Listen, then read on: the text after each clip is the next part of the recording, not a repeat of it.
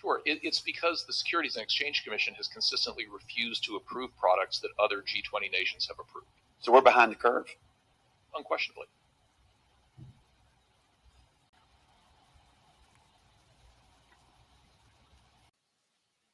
Hey, everybody, it's Eddie from Tokyo. This is your cryptocurrency update from Japan, and you just saw a short clip of the former comptroller of currency, Brian Brooks. Yes, he was giving testimony in the last 24 hours, and Twitter is just filled with his many profound statements, all of which were spot on the money when it comes to shedding truth and light regarding crypto.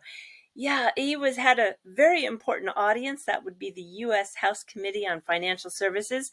He wasn't alone. There was Jeremy Allaire of Circle, and he brought 3 pages of written testimony to open up with. And Danelle Dixon, who was fabulous, she of course is with Stellar. She had 7 pages.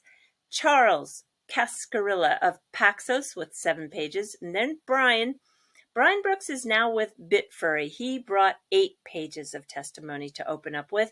Alessia Jean Haas of Coinbase had 16 pages, and then there was Sam Bankman-Fried of FTX. What an intelligent man. He had 26 pages.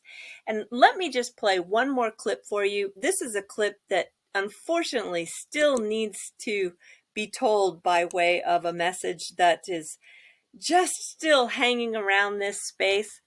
It's been years now that misinformed people and people with an agenda were spreading mistruths about Bitcoin and digital assets when it comes to the blockchain. It's traceable.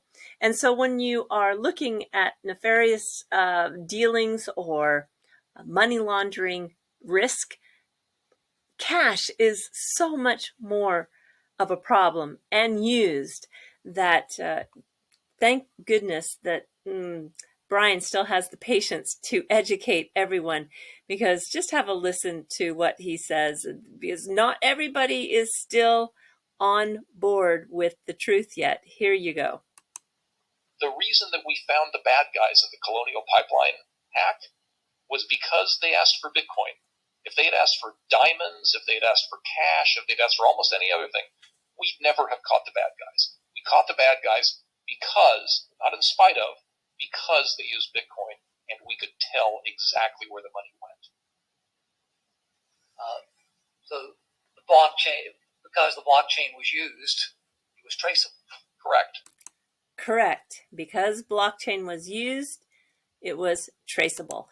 And one person who just still can't get it is Mr. Sherman. Oh my gosh, totally unqualified and unable to serve in his position.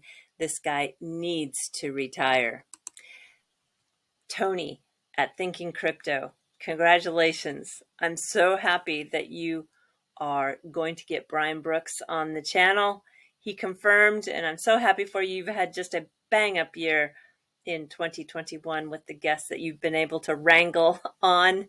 And I think 2022 is even going to be better for you. So I'm looking forward to it.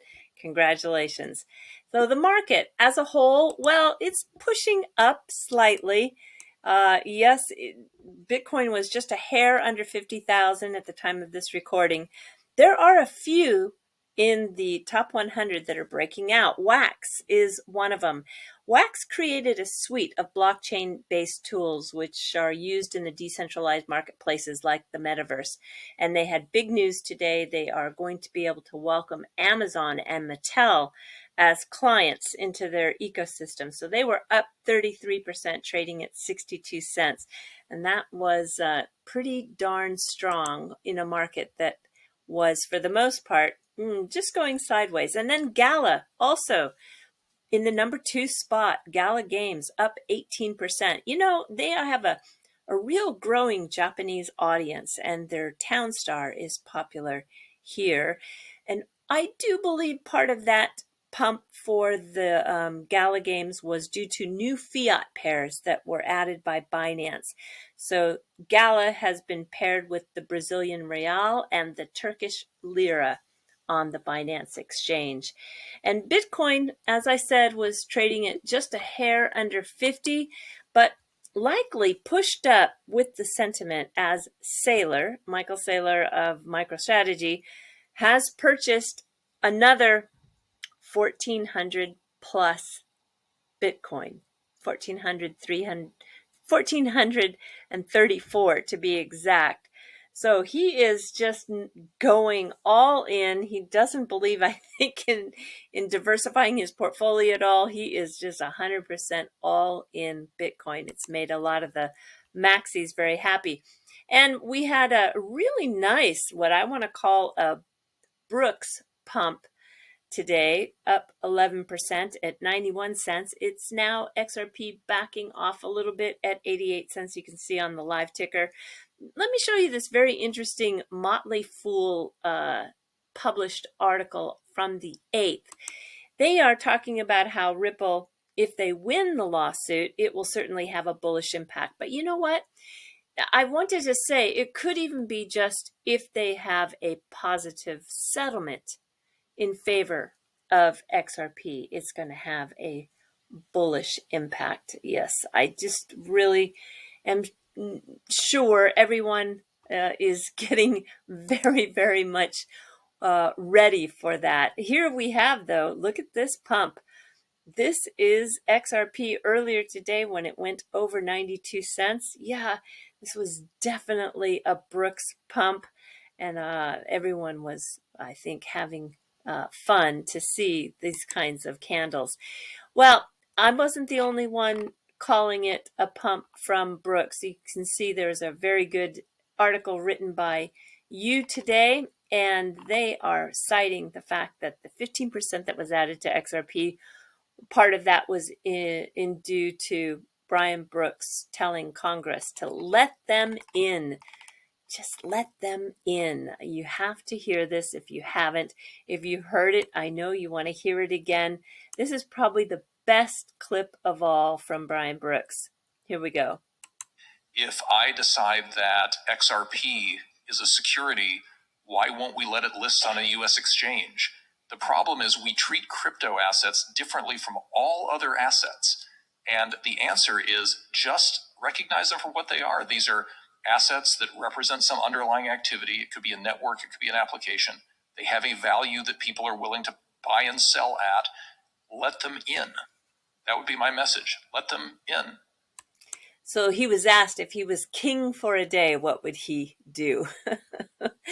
Oh, Brian, you are just the best. All right, I have to just share this with you. It's an NFT that was done, and I thought it was just wonderful. I love it. I think it's just one of those great creative designs from an NFT artist. You can find her Babe on the Moon.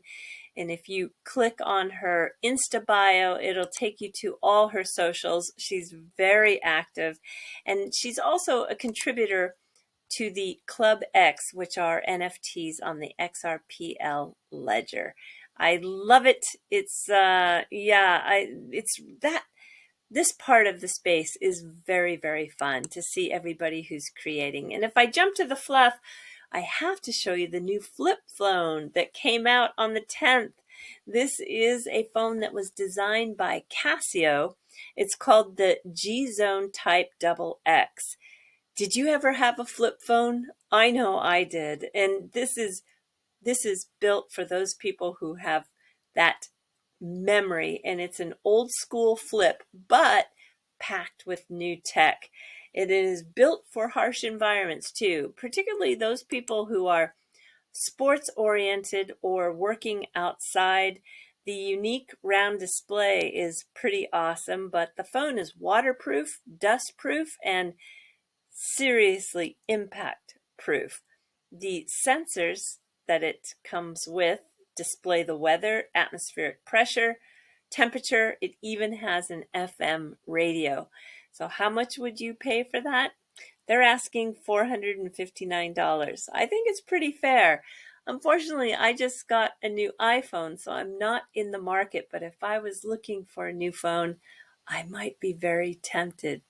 All right, everybody, do take care. Sayonara for now. Bye-bye.